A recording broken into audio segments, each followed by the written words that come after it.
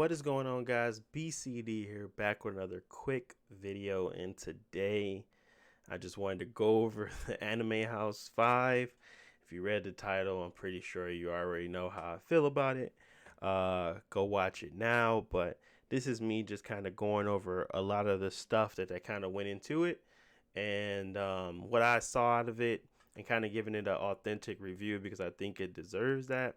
Um, Even though it's just some people on YouTube doing a video. I think they did enough production and quality control behind it, and they did produce a lot of things for it to make sure that it hit like it was supposed to hit. With that being the intro, the outro, both quality songs, very highly produced, well made, sounded very like again, they sound like someone would actually put that on on an intro for a new anime show. It sounded really good. It sounded the singing was great. The lyrics were awesome. It was just the shot, everything about it kind of peaked. It all had came together. So it wasn't as if one thing was low and the other one was at top. The song and the quality of the shots and the production of the video production all came to a peak at the same time. And that's what I really enjoy. I just enjoy seeing their growth. I've been I've been subscribed to them for such a long time. I don't even remember the first time I watched one of their videos. It had to be one of the, I think it was the cockroach one or whatever. I forget what video it was that introduced me to RDCWorld, but it was such a long time ago that I just forget now. But anyway, that's sad. That's beside the point. The point is that I want to kind of give it a full overview of everything that you know about it and what can we see is expecting to happen next. Because there was a few things that they dropped in it that was like, okay, so we see where this is going to go. Maybe this is something that's going to happen next. And if I missed something, we can always talk about it in the comment section. So I know there's a lot of you RDC fans out there as well, just like me. So first, I want to give a shout out to just Mark, Desmond, Leland, Ben, Dylan, John, Af, and that crew of making each of these characters come to life. I think Ben, I ain't gonna hold you. I think Ben do the best job of bringing these characters and like actually bringing their personas onto the screen. I think Mark is the close second. Desmond is just hilarious and outrageous. Leland is the same. Dylan, John, they all kind of have their own, unique thing that they bring to it. So I wouldn't want any of them to be replaced or anything like that. I think they all had like a unique presence when they're on camera. And it's just funny to watch. But just a breakdown of all the characters that they kind of introduced and put on screen. So Mark played Yusuke, Pain, Avatar, Light, Luffy, Deku, Yuji, Satama, which is One Punch Man, and then Eren. Desmond played Armin, Inuyasha, Samurai Jack, Jinbei, or the guy from God of High School, Vegeta, Zoro, Baruto, and Hisoka. Leland, he played Orochimaru, Shinji, Robin, and Tanjiro. Ben played Aizen, Spike, Ben 10, Sanji, Senku, Lelouch, and the Shikigami. Dylan played Sasuke, Shinra, Thorfinn, Mob Psycho, Bam, Ale, Nier. John played Naruto, Afro Samurai, and Shikamaru. And then Af just played the Full Metal Alchemist. Even though Desmond also played like the post grown up version of Closed Clays. I can't remember his name now, but he played that as well. It was just a minor line, but it's still somebody that they had to buy costumes for, get the production right, and get people to actually do these roles, which is, again, they grew a lot, and that's what I really like to see. And I'm grading it on that, but I'm also grading it as if it was just a standard production, because I think at some point they're going to transition and people are going to be reviewing their content. People are going to be discussing it and not just reacting to it. They're going to actually be reviewing it as a true content creator, more so out of YouTube space. So I'm just looking forward to that because I know it's gonna come, and it's gonna be pretty cool too. So first shot picked up exactly where we left off with Vegeta, uh, being mad that he just ain't good enough. Boy, he showed up to he was getting shown around, getting into his room. First jokes coming in about All For One getting arrested, and they already had quotables about the tat on your head, and he was like, "I'm not just getting the tat for my, I'm not just getting the tat. I'm actually getting powers." But in reality, we all know he was still getting whooped after he got that tat. So it really was just a tat, in my opinion. Audio was great throughout the entire thing, which is something that I truly wish they could did in other portions of their, like the anime house and things like that. Sometimes the audio was off, but this audio, like they was like, we not playing with y'all. We're gonna put some production behind it, and the audio was very clear and crisp throughout the entire like 30-minute video. So it was like the throughout all the shots, throughout all the changes, quality of the sound was great. So I was really like impressed by that because they have a lot of action scenes and a lot of different things that come into play. So I'm just really happy to see that like the audio really was clear throughout.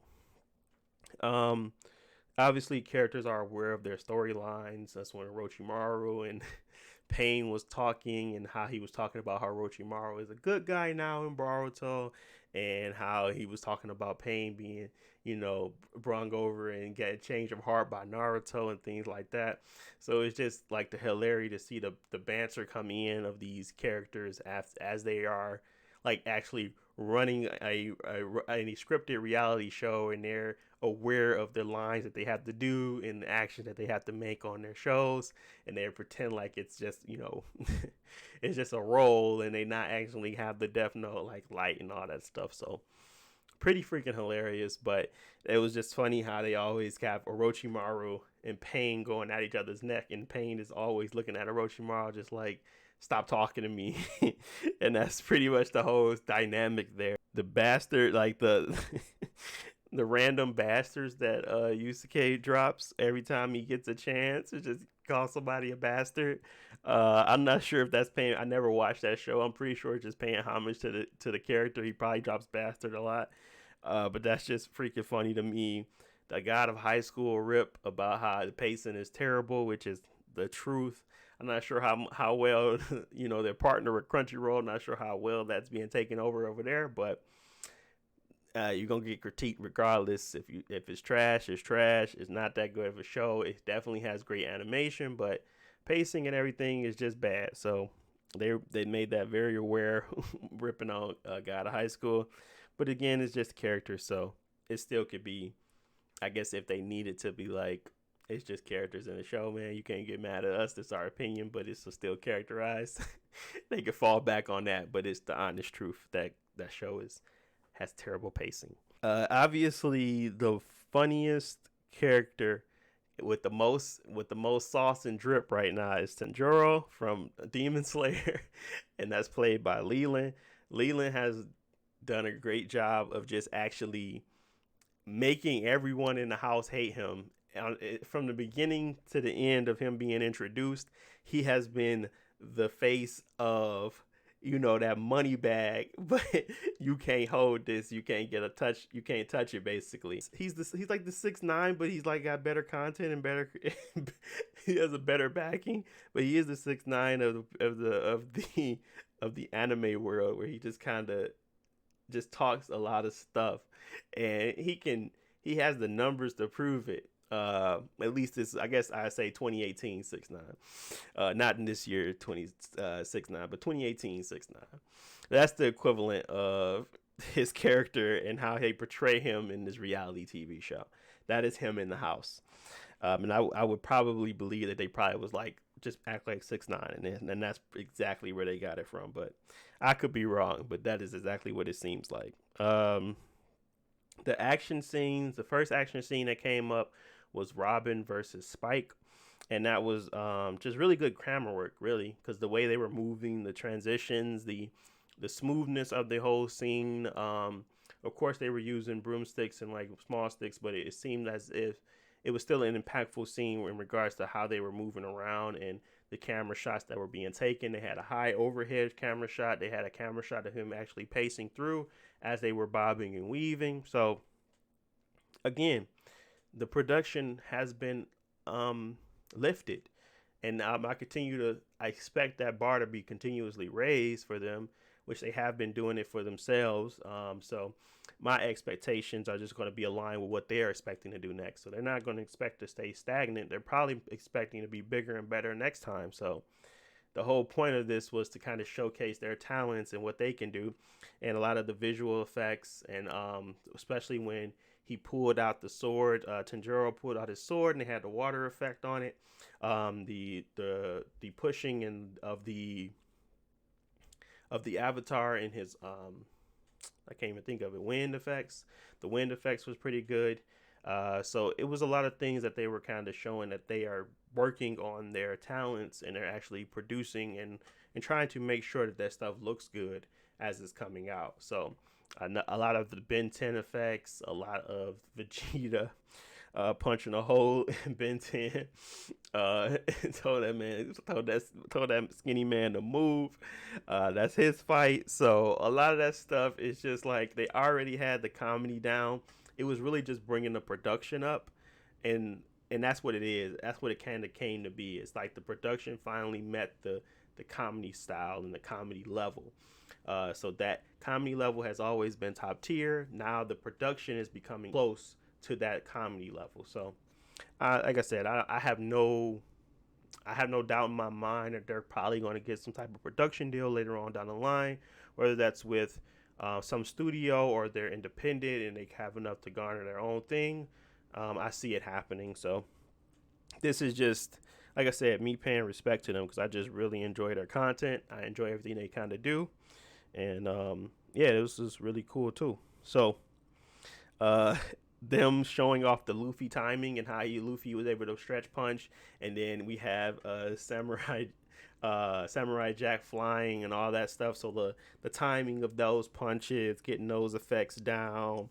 Danny Phantom coming and getting Ben 10, that effect coming in. That's another Dylan role, which I didn't even mention. He was Danny Phantom as well. The whole obviously they had to do their intermissions with the Genshin Impact, which again I support and watch those through as well.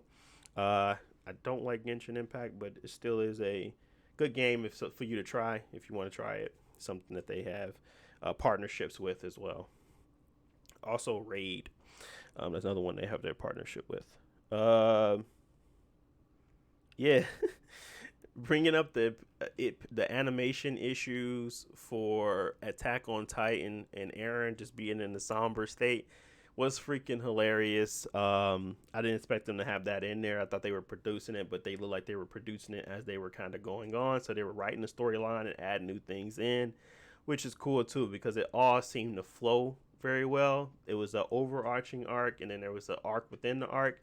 The cartoon characters coming to attack the anime house was the underarching arc, and then the overarching arc is again Light and them trying to figure out who killed Ale, and then obviously Orochimaru brought him back. So there's these inner parts of the story that they're kind of continuing within the reality TV show, and when he was talking about when Light first came back into the room, I think this is where the setup comes in. He was talking about how I hope she, plays her part, and that's going back to the show and how he was getting assistance with all of the stuff he was doing in the show. So I'm assuming something's going to happen next. When he discarded the Shimigami, I don't know how to say it, but I think it's Shimigami. When he discarded that and he got the eye so he could beat Lelouch from him being able to hypnotize and actually have him tell the truth. So it was so much stuff going on, but it was setting up that next storylines, and that's pretty much what they were doing here. So I just thought it was pretty dope, honestly. If I had to rate it on like some real okay, would I go pay money for this? The production level is 30 minutes. It's a 30-minute thing. Most people don't pay for that type of stuff. It's all about advertisement. Yes, I will sit through some advertisement for that. if they were to put all of Anime House 1 through 5 together and they put it in a package and they said you can purchase this, I think over time, as that continues on, that could be sold as its own movie or its own thing. I think from Anime 1 to maybe 10, they could sell that. That's how good the production was, at least on 5. And I'm assuming moving forward, they will continue to keep that production that way. Those songs were pretty much great, so I don't think they're going to probably be changing that, but maybe they will change it per thing. But I think those songs were really good, and I think they deserve to kind of have their own standing, which they did put out on their channel. I think RDCWorld Gaming, they posted both Power and Crash, so you can listen to those. I think they probably going to put them on Spotify and Apple Music at some point, but yeah, production good.